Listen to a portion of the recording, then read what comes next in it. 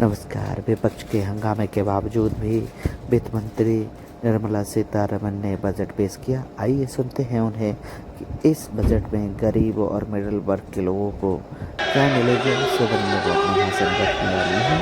आइए सीधे उनको सुनते हैं।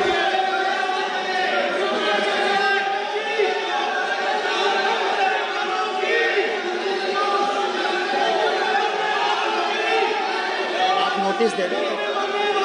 सदस्यगण, बजट के बाद राज्यपाल अभिभाषण में आपको पर्याप्त अवसर दूंगा। मेरा आपसे निवेदन है, नहीं माननीय अखिलेश जी, आपने संसद की मर्यादा को आप बना के रखें। कभी बजट भाषण के अंदर इस तरीके का नहीं हुआ।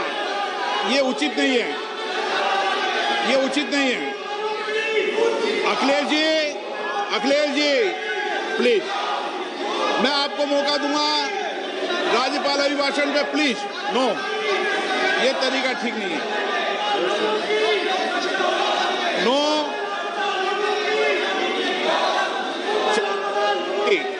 राज्यपाल अभिभाषण पे चर्चा होगी। नो तरीका।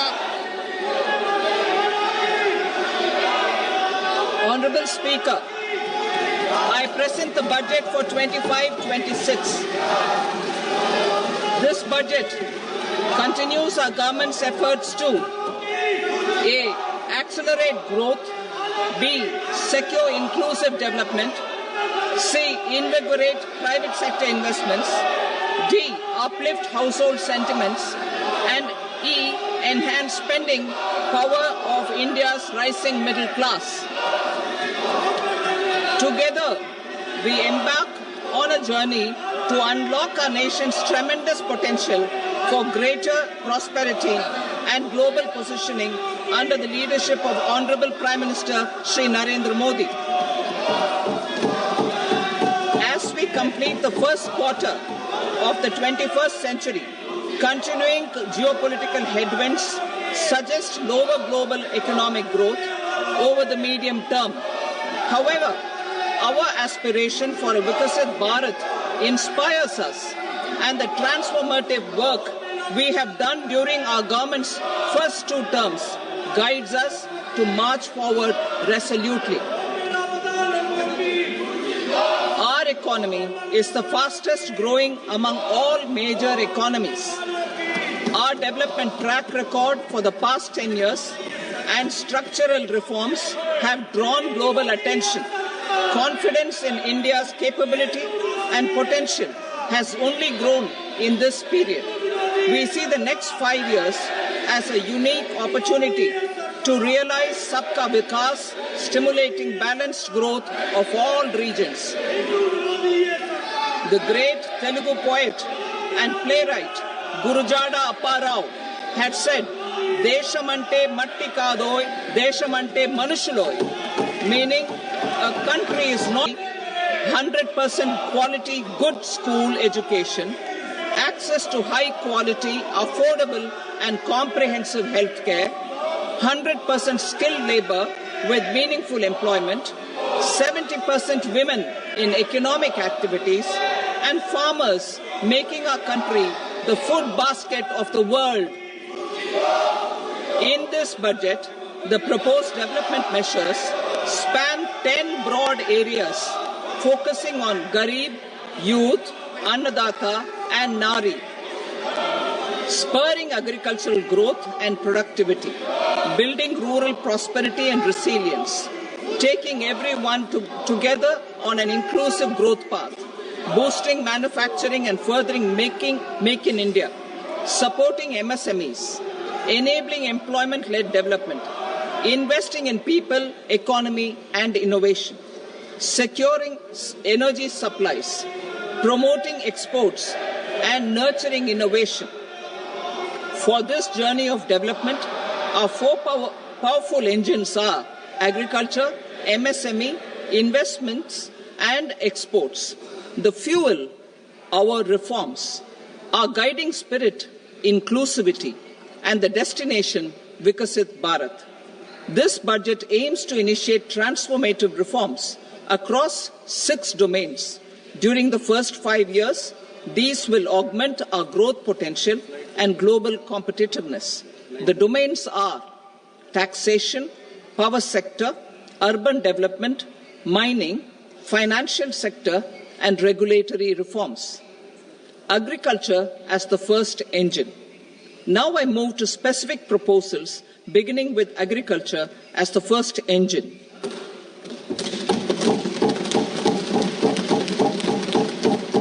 Prime Minister Dhan Dhanya Krishi Yojana, Developing Agri-Districts Program. Motivated by the success of the Aspirational District Program, our government will undertake a Prime Minister Dhan Dhanya Krishi Yojana in partnership with states. Through the convergence of existing schemes and specialized measures, the program will cover 100 districts with low productivity, moderate crop intensity, and below average credit parameters. It aims to 1. Enhance agricultural productivity, 2. Adopt crop diversification and sustainable agricultural practices, 3. Augment post-harvest storage at the panchayat and block level, 4. Improve irrigation facilities, and 5. Facilitate availability of long-term and short-term credit. This program is likely to help 1.7 crore farmers. Building rural prosperity and resilience. A comprehensive multi-sectoral rural prosperity and resilience program will be launched in partnership with the states. This will address underemployment in agriculture through skilling, investment, technology, and invigorating the rural economy. The goal is to generate ample opportunities in rural areas so that migration is an option but not a necessity. The program will focus on rural women, young farmers, rural youth, marginal and small farmers, and landless families. The details are in Annexure A. Domestic best practices will be incorporated, and appropriate technical and financial assistance will be sought from multilateral development banks. In Phase 1, 100 developing agri-districts will be covered. Atmanirbharta in pulses. Our government is implementing the National Mission for Edible Oilseed for achieving Atmanirbharta in edible oils. Our farmers have the capability to grow enough for our needs and more. 10 years ago, we made concerted efforts and succeeded in achieving near self-sufficiency in pulses. Farmers responded to the need by increasing the cultivated area by 50%, and government arranged for procurement and remunerative prices. Since then, with rising incomes and better affordability, our consumption of pulses has increased significantly. Our government will now launch a 6-year mission for Atmanirbharta in pulses with a special focus on Tuar, Urad and Masoor. Details are in Annexure B. Central agencies such as NAFED and NCCF will be ready to procure these 3 pulses as much as offered during the next 4 years from farmers who register with these agencies and enter into agreements. Comprehensive program for vegetables and fruits. It is encouraging that our people are increasingly becoming aware of their nutritional needs. It is a sign of a society becoming healthier. With rising income levels, the consumption of vegetables, fruits, and Sri Anna is increasing significantly. A comprehensive program to promote production, efficient supplies, processing, and remunerative prices for farmers will be launched in partnership with the states. Appropriate institutional mechanisms for implementation and participation of farmer producer organizations and cooperatives will be set up.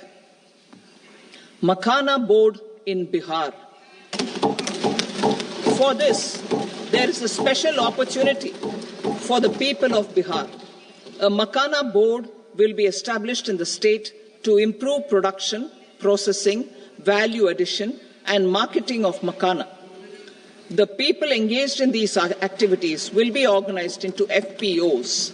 The board will provide hand-holding and training support to Makana farmers and will also work to ensure they receive the benefits of all relevant government schemes. A national mission on high-yielding seeds will be launched, aimed at 1.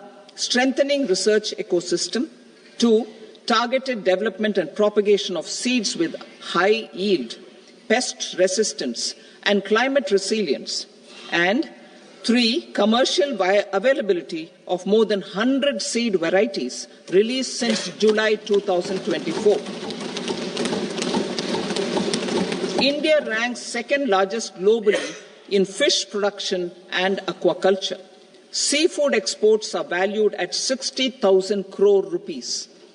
To unlock the untapped potential of the marine sector, our government will bring in an enabling framework for sustainable harnessing of fisheries from Indian exclusive economic zone and high seas, with a special focus on the Andaman and Nicobar and Lakshadweep Islands. For the benefit of lakhs of cotton growing farmers, I am pleased to announce a mission for cotton productivity.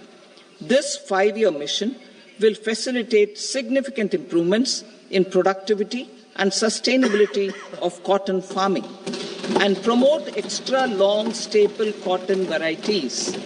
The best of science and technology support will be provided to farmers.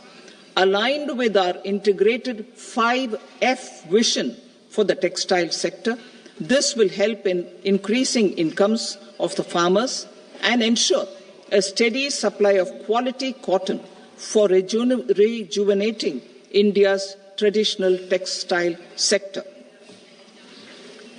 Kisan credit cards facilitate short-term loans for 7.7 crore farmers, fishermen, and dairy farmers. The loan limit under modified interest subvention scheme will be enhanced from 3 lakh rupees to 5 lakh rupees for loans taken through the KCC. For Atmanirbharta in urea production, our government had reopened 3 dormant urea plants in the eastern region. To further augment urea supply, a plant with annual capacity of 12.7 lakh metric tons will be set up at Namrup in Assam.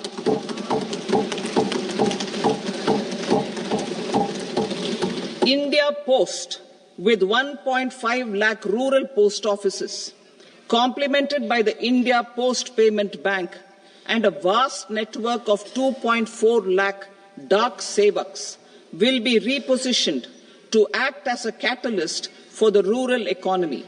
Details are at Annexure C.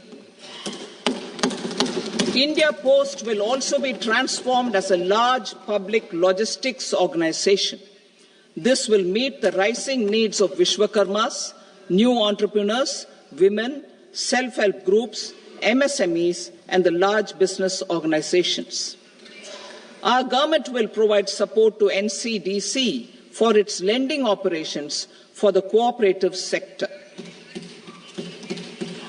MSMEs as the second engine. Now I move to MSMEs as the second engine, which encompasses manufacturing and services with a focus on MSMEs numbering 5.7 crores. Currently, over 1 crore registered MSMEs, employing 7.5 crore people and generating 36% of our manufacturing, have come together to position India as a global manufacturing hub. With their quality products, these MSMEs are responsible for 45% of our exports. To help them achieve higher efficiencies of scale, technological upgradation, and better access to capital, The investment and turnover limits for classification of all MSMEs will be enhanced to 2.5 and 2 times respectively. This will give them the confidence to grow and generate employment for our youth. The details are given in Annexure D. To improve access to credit, the credit guarantee cover will be enhanced. First, for micro and small enterprises from 5 crore to 10 crore rupees, leading to additional credit of 1.5 lakh crores in the next 5 years. Second, for startups from 10 crore rupees to 20 crore rupees, with the guarantee fee being moderated to 1% for loans in 27 focus sectors which are important for Atmanirbhar Bharat. And for well-run exporter MSMEs, for term loans up to 20 crore rupees. Also for the micro enterprises, we will introduce customized credit cards with a 5 lakh rupee limit for micro enterprises registered on Udyam portal. In the first year, 10 lakh such cards will be issued. Fund of funds for startups. The Alternate Investment Fund, AIFs, for startups have received commitments of more than 91,000 crores rupees. These are supported by the fund of funds set up with the Government of India's contribution of 10,000 crore rupees. Now, a new fund of funds with expanded scope and a fresh contribution of another 10,000 crore rupees will be set up. A new scheme will be launched for 5 lakh women, scheduled castes and scheduled tribes, first-time entrepreneurs. This will provide term loans up to 2 crore rupees during the next 5 years. The scheme will incorporate lessons from the successful Stand Up India scheme. Online capacity building for entrepreneurship and managerial skills will also be organized. Measures for labor-intensive sectors. To promote employment and entrepreneurship opportunities in labor-intensive sectors, our government will undertake specific policy and facilitation measures. To enhance the productivity, quality, and competitiveness of India's footwear and leather sector, a focus product scheme will be implemented. The scheme will support design capacity, component manufacturing, and machinery required for production of non-leather quality footwear, besides the support for leather footwear and products.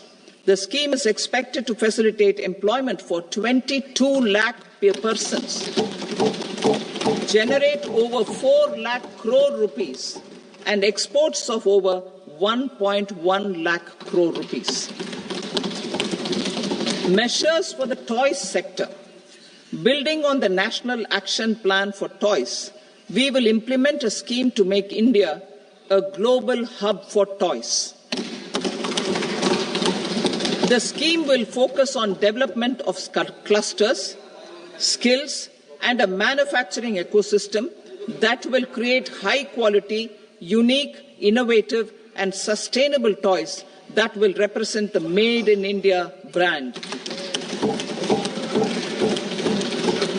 Support for food processing. In line with our commitment towards Purvodaya, we will establish a National Institute of Food Technology, Entrepreneurship and Management in Bihar. The institute will provide a strong fillip to food processing activities in the entire eastern region. This will result in 1. Enhanced income for the farmers through value addition to their produce, and 2. Skilling entrepreneurship and employment opportunities for the youth.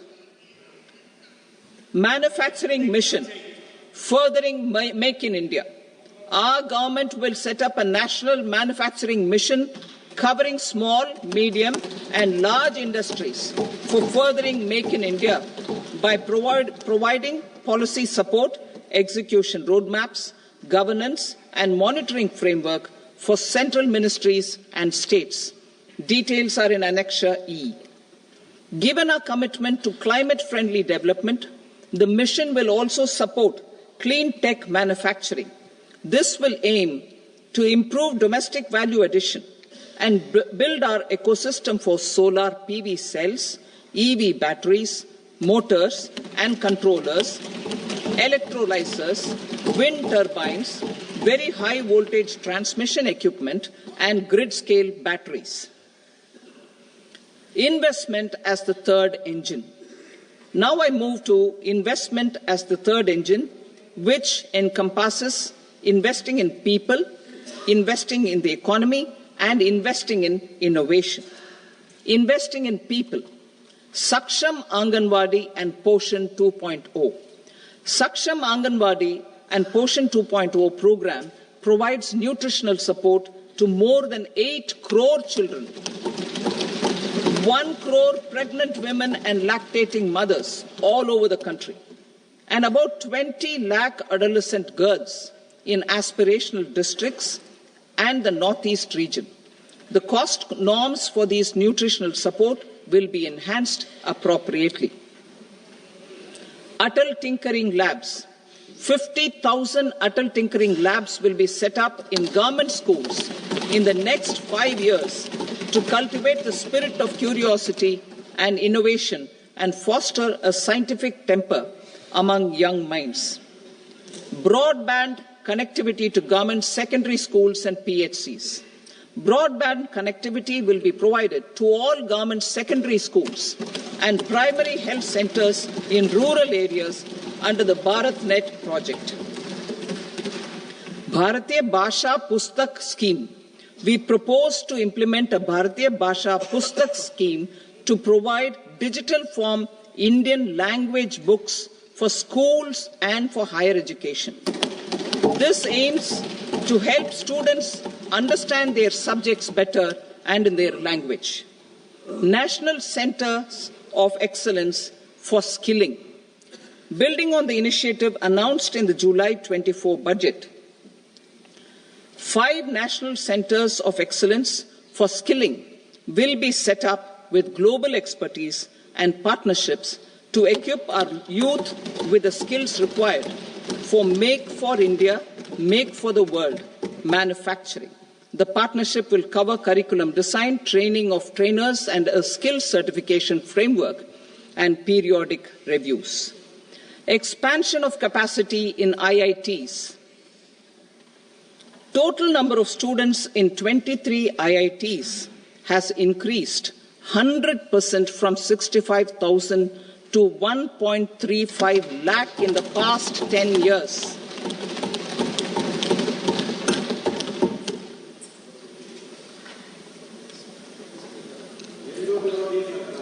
Additional infrastructure will be created in the 5 IITs started after 2014 to facilitate education for 6,500 more students.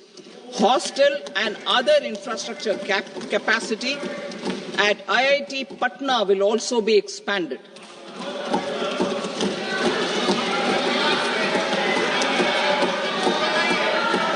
Center of Excellence.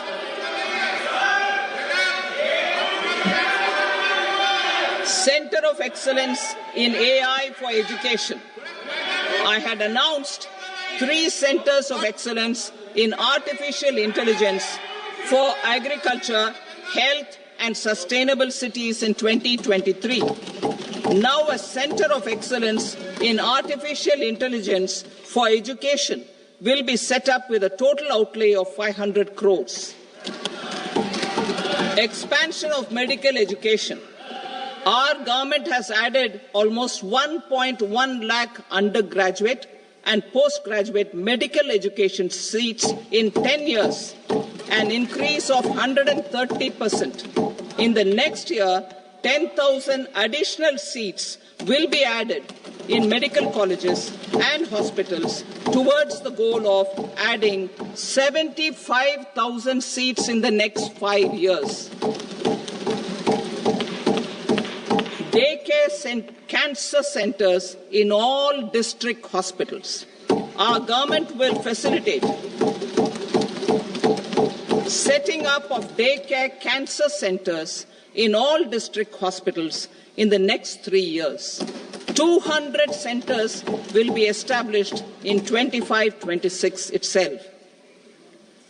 Strengthening urban livelihoods.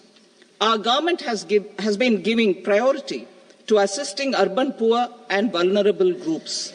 A scheme for socio-economic upliftment of urban workers will be implemented to help them improve their incomes, have sustainable livelihoods, and a better quality of life. PM Swanidhi scheme has benefited more than 68 lakh street vendors, giving them respite from high-interest informal sector loans. Building on this success, the scheme will be revamped with enhanced loans from banks, UPI-linked credit cards with 30,000 rupees limit, and capacity building support. Social Security Scheme for welfare of online platform workers. Gig workers of online platforms provide great dynamism to the new age services economy. Recognizing their contribution, our government will arrange for their identity cards and registration on the e-Shram portal. They will be provided healthcare under PM Jan Arogya Yojana. This measure is likely to assist nearly 1 crore gig workers.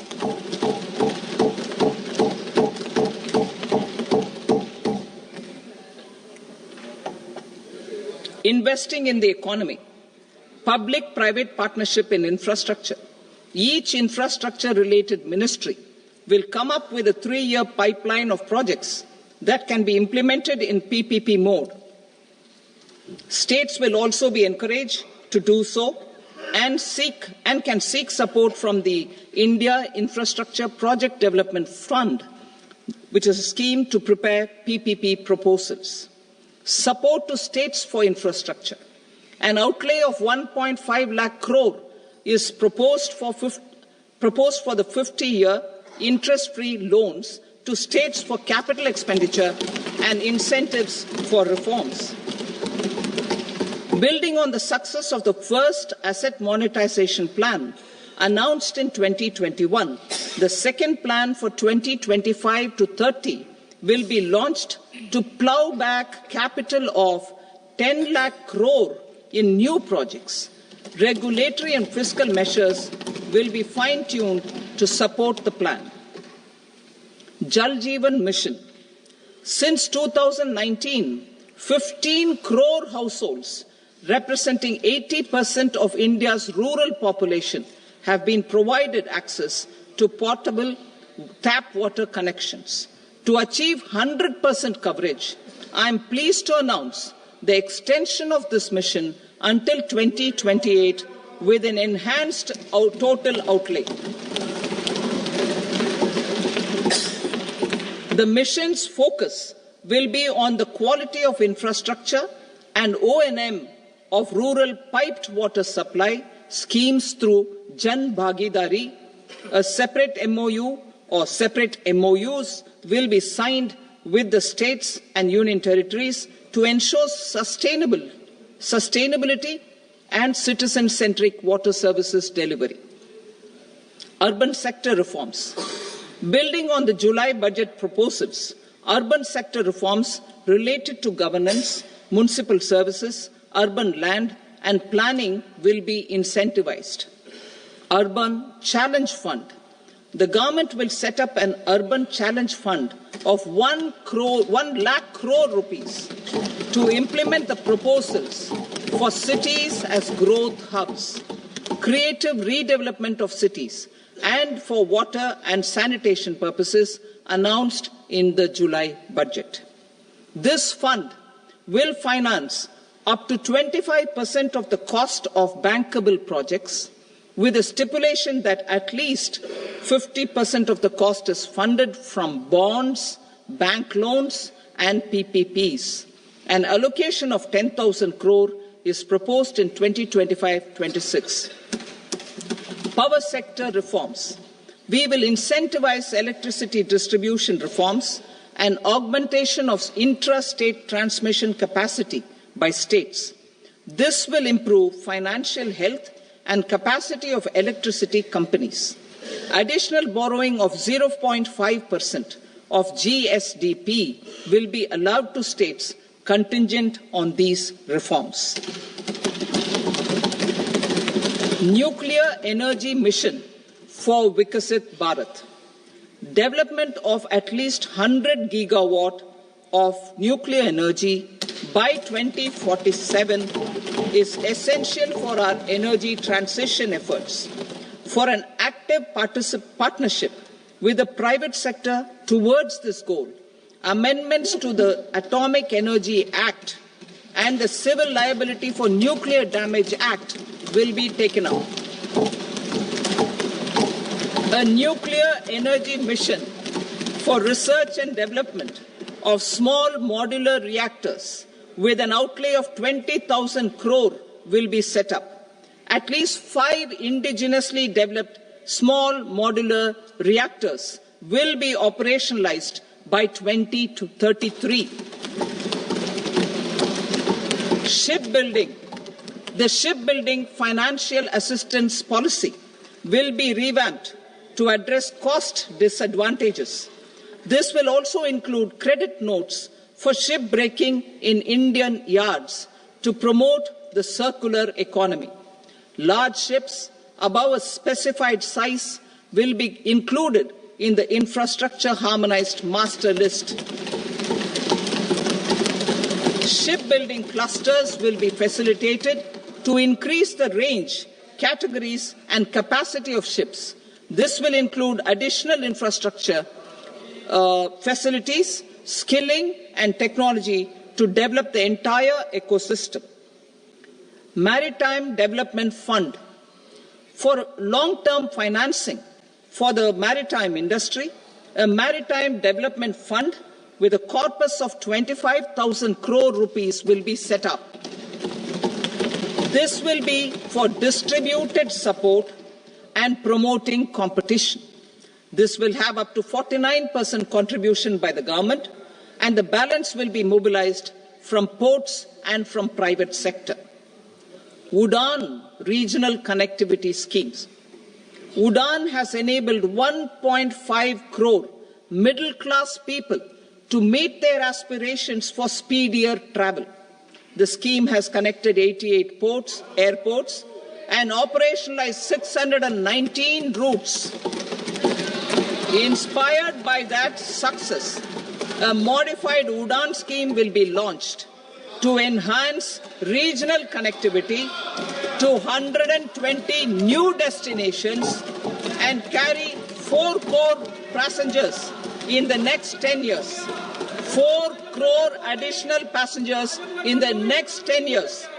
The scheme will also support helipads and smaller airports in hilly, aspirational, and northeast regional districts. Greenfield airports will be facilitated in Bihar to meet the future needs of the state.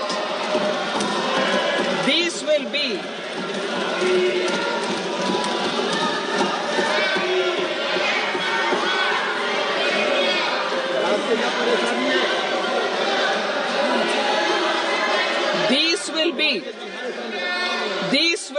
in addition to the expansion of the capacity of Patna Airport and a brownfield airport in Beta. Western Kosi Canal project in Mithilanchal. Financial support will be provided for the Western Kosi Canal ERM project, benefiting a large number of farmers, cultivating over 50,000 hectares of land in the Mithilanchal region of Bihar. Mining sector reforms. Mining sector reforms, including those for minor minerals, will be encouraged through sharing of best practices and institutions of a state mining index. A policy for recovery of critical minerals from tailings will be brought out. Under the special window for affordable and mid-income housing, SWAMI, 50,000 dwelling units in stressed housing projects have been completed and keys handed over to home buyers. Another 40,000 units will be completed in 2025, further helping middle-class families who were paying EMIs on loans taken for apartments while also paying rent for their current dwellings. Building on this success, SWAMI Fund 2 will be established as a blended finance facility with contribution from the government, banks and private investors. This fund of 15,000 crore rupees will aim for expeditious completion of another 1 lakh units. PM Gati Shakti data for private sector. For furthering PPPs and assisting the private sector in project planning, access to relevant data and maps from the PM Gati Shakti portal will be provided. Tourism for employment-led growth. Top 50 tourist destination sites in the country will be developed in partnership with states through a challenge mode. Land for building key infrastructure will have to be provided by the states. Hotels in these destinations will be included in the infrastructure harmonized list. The following measures will be taken for facilitating employment-led growth. Organizing intensive skill development programs for our youth, including in institutes of hospitality management. Providing mudra loans for homestays. Improving ease of travel and connectivity to tourist destinations. Providing performance-linked incentives to states for effective destination management, including tourist amenities, cleanliness, and marketing efforts. And introducing streamlined e-visa facilities along with visa fee waivers for certain tourist groups. Continuing with the emphasis on places of spiritual and religious significance, in the July budget, there will be a special focus on destinations related to the life and times of Lord Buddha. Medical tourism and heal in India. Medical tourism and heal in India will be promoted in partnership with the private sector, along with capacity building and easier visa norms. Investing in innovation. To implement private sector-driven research, development and innovation initiatives announced in the July budget, I am now allocating 20,000 crore rupees for this purpose. A deep tech fund of funds will also be explored to catalyze the next generation startups as a part of this initiative.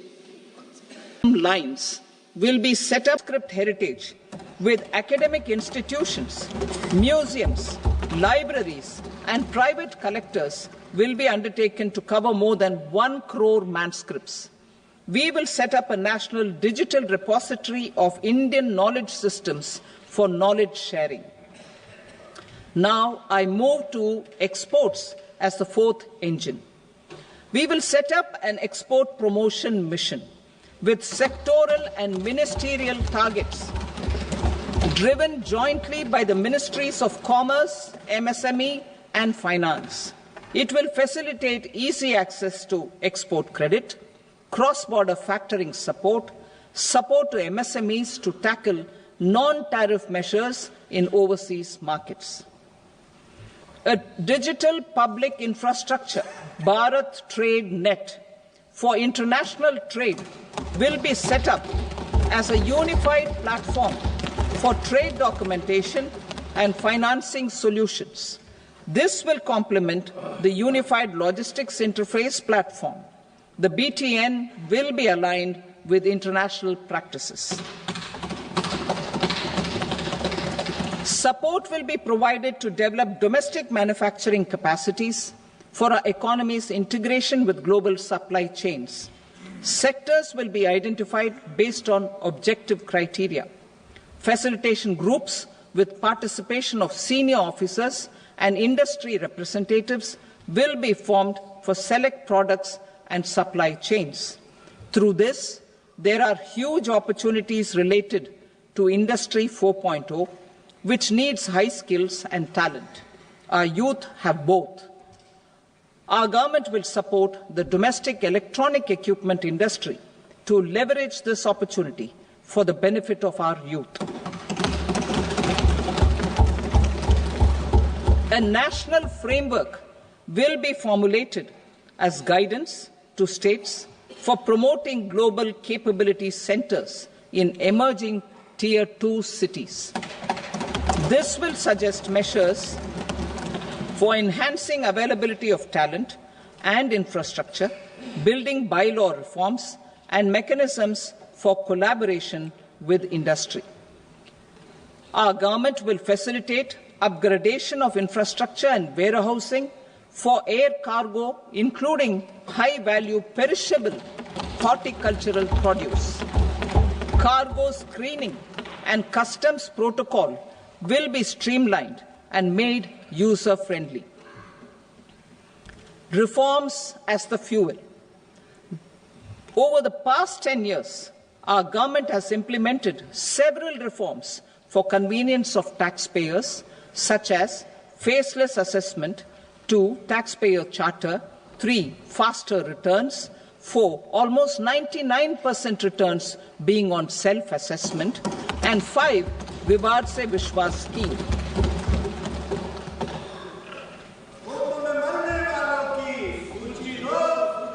Continuing these efforts, I reaffirm the commitment of the Tax Department to trust first, scrutinize later.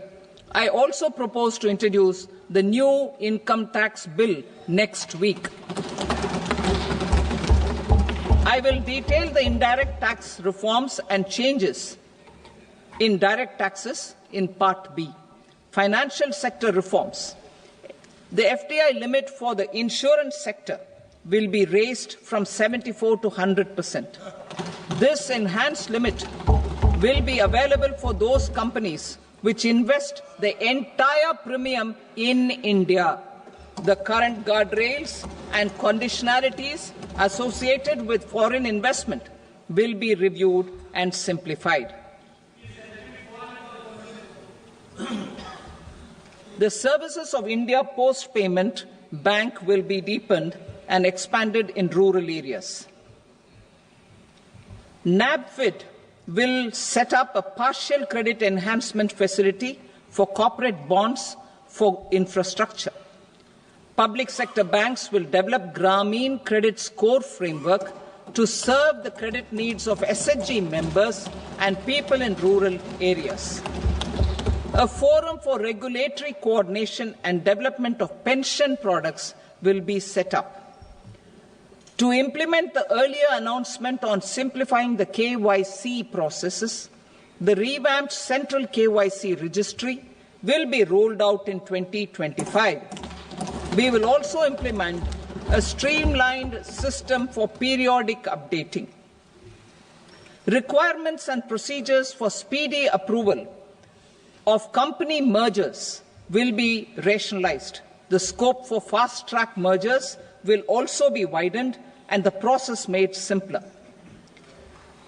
As proposed in the interim budget, we signed bilateral investment treaties with 2 countries in 2024 to encourage sustained foreign investment, and in the spirit of First Develop India, the current model BIT will be revamped and made more investor-friendly. In the last 10 years, in several aspects, including financial and non-financial, our government has demonstrated a steadfast commitment to ease of doing business. We are determined to ensure that our regulations must keep up with technological innovations and global policy developments. A light-touch regulatory framework based on principles and trust will unleash productivity and employment. Through this framework, we will update regulations that were made under old laws. To develop this modern, flexible, people-friendly and trust-based regulatory framework appropriate for the 21st century, I propose 4 specific measures. A high-level committee for regulatory reforms will be set up for a review of all non-financial sector regulations, certifications, licenses and permissions. The committee will be expected to make recommendations within a year. The objective is to strengthen trust-based economic governance and take transformational measures to enhance ease of doing business, especially in matters of inspection and compliances. States will be encouraged to join in this endeavour. An investment friendliness index of states will be launched in 2025 to further the spirit of competitive, cooperative federalism. Under the Financial Stability and Development Council, a mechanism will be set up to evaluate impact of the current financial regulations and subsidiary instructions. It will also formulate a framework to enhance their responsiveness and development of the financial sector. In the Jan Vishwas Act 2023, more than 180 legal provisions were decriminalized. Our government will now bring up the Jan Vishwas Bill 2.0 to decriminalize more than 100 provisions in various laws. I now move to fiscal policy. In the July budget, I had committed to staying the course for fiscal consolidation. Our endeavour will be to keep the fiscal deficit each year such that central government debt remains on a declining path as a percentage of the GDP. The roadmap for the next 6 years has been detailed in the FRBM statement. Revised estimates for 2024-25. The revised estimate of the total receipts other than borrowings is 31.47 lakh crore rupees, of which the net tax receipts are 25.57 lakh crore rupees. The revised estimate of the total expenditure is 47.16 lakh crore rupees, of which the capital expenditure is about 10.18 lakh crore rupees. The revised estimate of the fiscal deficit is 4.8% of the GDP. Budget estimates for 25-26.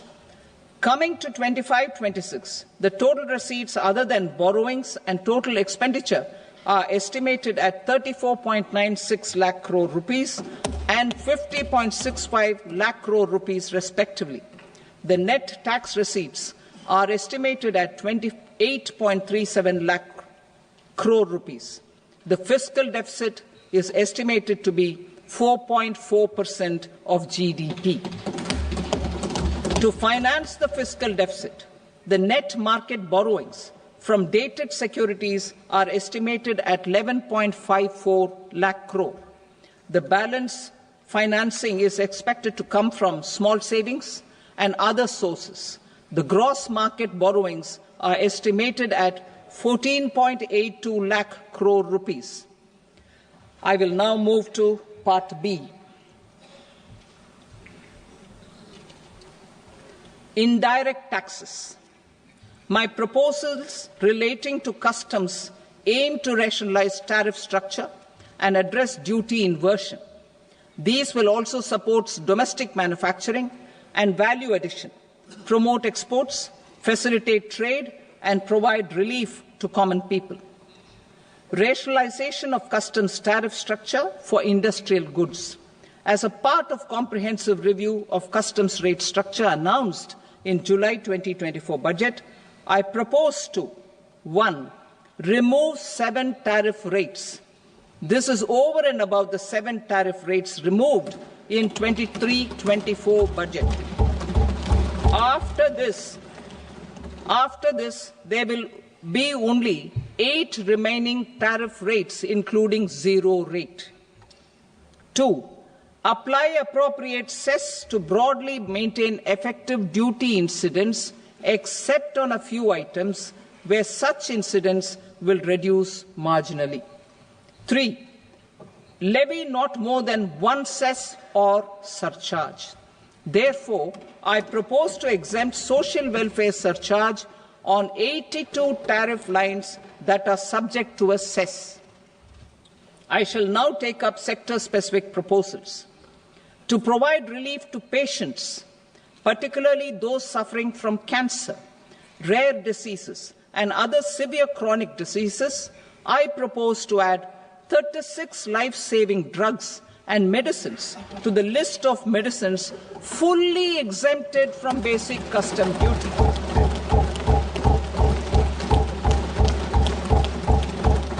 I also propose to add 6 life-saving medicines to the list attracting concessional custom duty of 5%. Full exemption and concessional duty will also respectively apply on the bulk drugs for manufacture of the above.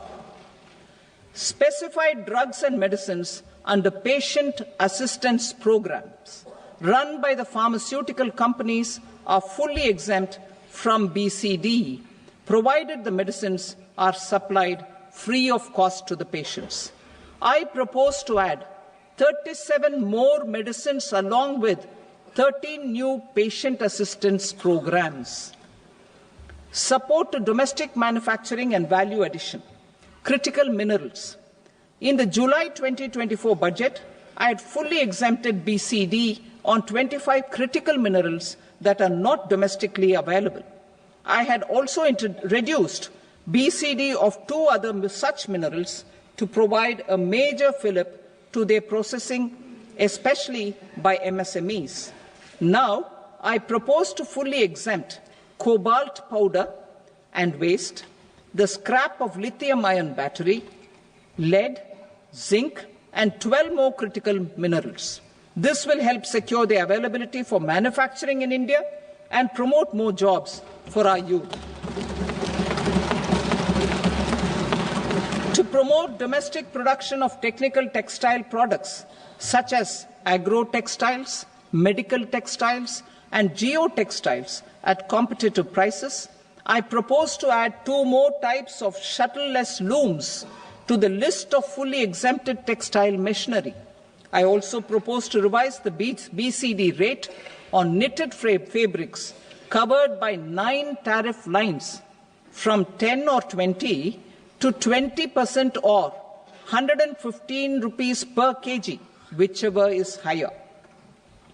Electronic goods. In line with our Make in India policy and to rectify inverted duty structure, I propose to increase the BCD on interactive flat panel display from 10% to 20% and reduce the BCD to 5% on open cell and other components. In 23-24 budget, for the manufacture of open cells of LCD, LED TVs, I had reduced the BCD on parts of open cells from 5% to 2.5%. To further boost the manufacture of such open cells, the BCD on these parts will now stand exempted. Lithium-ion battery.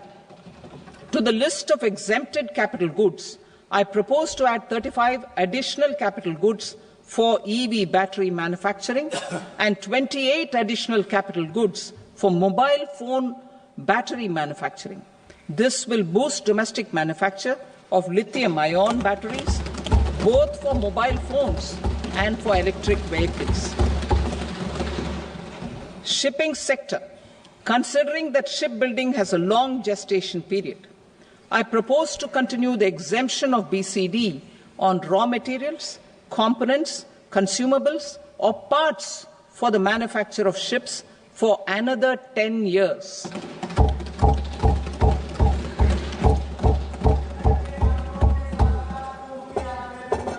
I also propose the same dispensation for shipbreaking to make it more competitive. Telecommunication. To prevent classification disputes, I propose to reduce the BCD from 20% to 10% on carrier-grade Ethernet switches to make it at par with non-carrier-grade Ethernet switches. Export promotion. To facilitate exports of handicrafts, I propose to extend the time period for export from 6 months to 1 year, further extendable by another 3 months if required. I also propose to add 9 items to the list of duty-free inputs. Leather sector. I propose to fully exempt BCD on wet blue leather to facilitate imports for domestic value addition and employment. I also propose to exempt crust leather from 20% export duty to facilitate exports by small tanners. Marine products. To enhance India's competitiveness in the global seafood market, I propose to reduce BCD from 30% to 5% on frozen fish paste, surimi, for manufacture and export of its analog products. I also propose to reduce BCD from 15% to 5% on fish hydrolysates for manufacture of fish and shrimp feed. In July 2024 budget, to promote development of domestic MROs for aircraft and ships, I had extended the time limit for export of foreign origin goods that were imported for repairs from 6 months to 1 year and further extendable by 1 year. I now propose to extend the same dispensation for railway goods. Time limit for provisional assessment. Presently, the Customs Act 1962 does not provide any time limit to finalize provisional assessments, leading to uncertainty and cost to trade. As a measure of promoting ease of doing business, I propose to fix a time limit of 2 years, extendable by a year, for finalizing the provisional assessment. I propose to introduce a new provision that will enable importers or exporters, after clearance of goods, to voluntarily declare material facts and pay duty with interest but without penalty. This will incentivize voluntary compliance. However, this will not apply in cases where department has already initiated audit or investigation proceedings. For industry to better plan their imports, I propose to extend the time limit for the end use of imported inputs in the relevant rules from 6 months to 1 year. This will provide operational flexibility in view of cost and uncertainty of supply. Further, such importers will now have to file only quarterly statements instead of a monthly statement.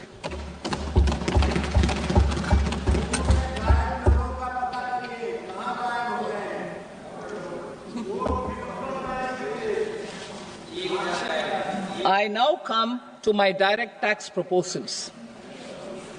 In Part A, I have briefly underlined taxation reforms as one of key reforms to realize our vision of Vikasit Bharat.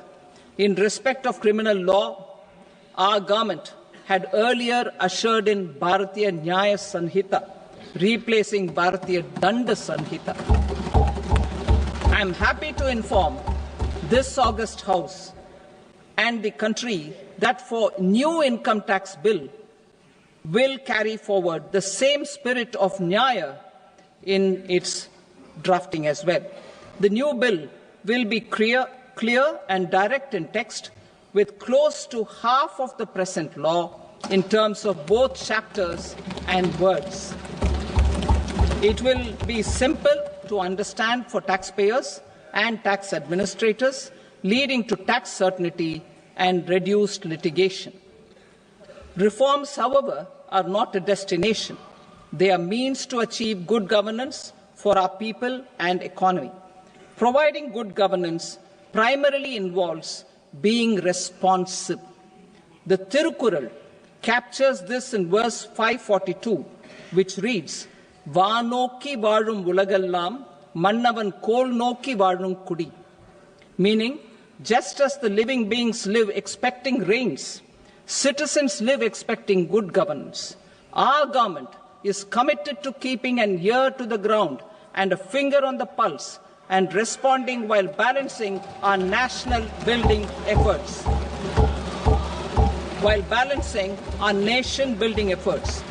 The following measures will detail just how our government will, under the guidance of PM Modi, has taken steps to understand and address. I repeat that sentence, sir. The following measures will detail just how our government, under the guidance of PM Modi, has taken steps to understand and address the needs voiced by our citizens. My tax proposals are guided by this spirit. The objectives of my proposals are as follows. Personal income tax reforms with special focus on middle class. Rationalization of TDS and TCS for easing difficulties. Encouraging voluntary compliance. Reducing compliance burden. Ease of doing business. Employment and investment. I will come to my proposal on personal income tax towards the end. TDS and TCS, rationalization for easing difficulties. I propose to rationalize tax deduction at source, TDS, by reducing the number of rates and thresholds above which TDS is deducted. Further, threshold amounts for tax deduction will be increased for better clarity and uniformity. The limit for tax deduction on interest for senior citizens is being doubled from the present 50,000 rupees to 1 lakh rupees. Similarly, the annual limit of 2.40 lakh rupees for TDS on rent is being increased to 6 lakh rupees. This will reduce the number of transactions liable to TDS, thus benefiting small taxpayers receiving small payments. The threshold to collect tax at source, the TCS, on remittances under RBI's liberalized remittance scheme, the LRS, is proposed to be increased from 7 lakh to 10 lakhs. I also propose to remove TCS on remittances for education purposes, where such remittances is out of a loan taken from a specified financial institution. Both TDS and TCS are being applied on any transaction related to sale of goods. To prevent such compliance difficulties, I propose to omit the TCS. I also propose that the provisions of the higher TDS deduction will now apply only in non-PAN cases. In July 2024, the delay for payment of TDS up to the due date of filing statement was decriminalized. I propose to provide the same relaxation to TCS provisions as well. The government under the leadership of Prime Minister Modi believes in Sabka Saath, Sabka Vikas, Sabka Vishwas and Sabka Prayas. In line with this, we brought in updated return facility in 2022 for voluntary compliance by taxpayers who had omitted to report their correct income. Our trust in taxpayers was proved right. Nearly 90 lakh taxpayers voluntarily updated their incomes by paying additional tax. Taking this trust further, I now propose to extend the time limit to file updated returns for any assessment year from the current limit of 2 years to 4 years. I propose to reduce the compliance burden for small charitable trusts and institutions by increasing their period of registration from 5 years to 10 years. It is also proposed that disproportionate consequences do not arise for minor defaults such as incomplete applications filed by charitable entities. Presently, taxpayers can claim the annual value of self-occupied properties as nil only on the fulfillment of certain conditions. Considering the difficulties faced by taxpayers, it is proposed to allow the benefit of 2 such self-occupied properties without any condition. To streamline the process of transfer pricing and to provide an alternative to yearly examination, I propose to introduce a scheme for determining arm's length price of international transaction for a block period of 3 years. This will be in line with global best practices. With a view to reduce litigation and provide certainty in international taxation, the scope of safe harbor rules is being expanded. A number of senior and very senior citizens have very old national savings scheme accounts. As interest is no longer payable on such accounts, I propose to exempt withdrawals made from NSS by individuals on or after 29th August 2024. I am also proposing to allow similar treatment to NPS Vatsalya accounts as is available to normal NPS accounts subject to overall limits. In my speech in July 2024, I had promised that all processes, including giving effect to appellate orders, shall be digitalized and made paperless over the next 2 years. So I'm happy to announce that digitalization is being made operational now. In July 2024, we brought in the Vivad Se Vishwas scheme to resolve income tax disputes pending in appeal. The scheme has received a great response, with nearly 33,000 taxpayers having availed of the scheme to settle their disputes. I have a few proposals to promote investment and employment. It is proposed to provide a presumptive taxation regime for non-residents who provide services to a resident company that is establishing or operating an electronics manufacturing facility. I further propose to introduce a safe harbor for tax certainty for non-residents who store components for supply to specified electronics manufacturing units. Presently, the tonnage tax scheme is available only to sea-going ships. The benefits of existing tonnage tax scheme are proposed to be extended to inland vessels registered under the Indian Vessels Act 2021 to promote inland water transport in the country. Extension for incorporation of startups. We continue to support the Indian startup ecosystem.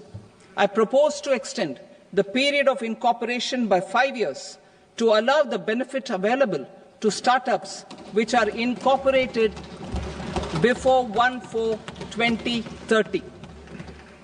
In order to attract and promote additional activities in the IFSC, I am inter alia proposing specific benefits to ship leasing units, insurance offices, and treasury centers of global companies which are set up in IFSC. Further, to claim benefits, the cut-off date for commencement in IFSC has also been extended by 5 years to 31/3/2030. Category 1 and Category 2 AIFs are undertaking investments in infrastructure and other such sectors. I propose to provide certainty of taxation to these entities on the gains from securities, to promote funding from sovereign wealth funds and pension funds to the infrastructure sector. I propose to extend the date of making an investment by 5 more years up to 31st March 2030.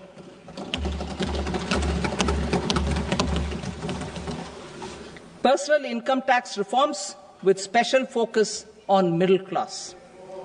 Democracy, demography, and demand are the key support pillars in our journey towards Vikasit Bharat. The middle class provides strength for India's growth.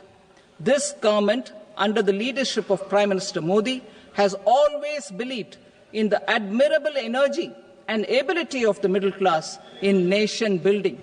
In recognition of their contribution,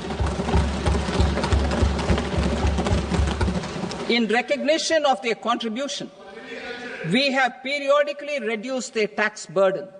Right after 2014, the nil tax slab was raised to 2.5 lakhs of rupees, which was further raised to 5 lakh rupees in 2019 and to 7 lakh rupees in 2023. This is reflective of our government's trust on the middle class taxpayers.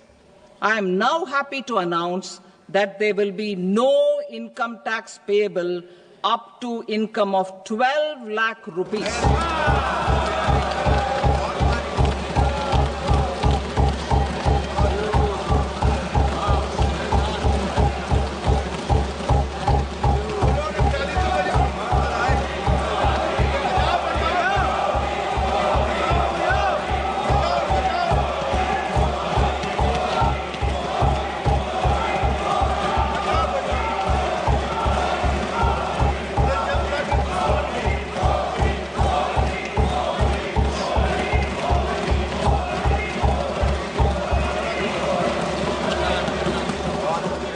So, average income of 1 lakh per month, other than the special rate income such as capital gains, under the new regime. This limit will be 12.75 lakh for salaried taxpayers due to the standard deduction of 75,000. Slabs and rates are being changed across the board to benefit all taxpayers. The new structure will substantially reduce the taxes of the middle class and leave more money in their hands, boosting household consumption, savings and investment. In the new tax regime, I propose to revise tax rate structures as follows: 0 to 4 lakh rupees nil, 4.8 lakh rupees to 4 to 8 lakh rupees 5%, 8 to 12 lakh rupees 10%, 12 to 16 lakh rupees 15%, 16 to 20 lakh rupees 20%, 20 to 24 lakh rupees 25%, and above 24 lakh rupees 30%. To taxpayers up to 12 lakh of normal income, other than special rate income such as capital gains. I read that again. To taxpayers up to 12 lakh of income, other than special rate income such as capital gains, tax rebate is being provided in addition to the benefit due to slab rate reduction in such a manner that there is no tax payable by them. The total tax benefit of slab rate changes and rebate at different income levels can be illustrated with a few examples. A taxpayer in the new regime with an income of 12 lakh rupees will get a benefit of 80,000 rupees in tax, which is 100% of tax payable as per the existing rates. A person having income of 18 lakh rupees will get a benefit of 70,000 rupees in tax, that is 30% of tax payable as per existing rates. A person with an income of 25 lakh gets a benefit of 1,10,000 rupees, that is 25% of his tax payable as per existing rates. Details of my tax proposals are given in the annexure.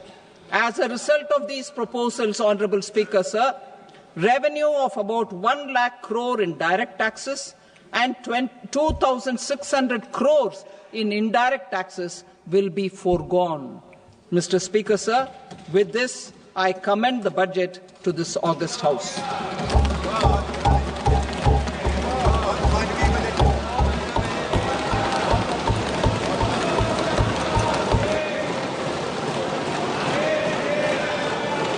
Item number 2, Srimati Nirmala Sitharaman.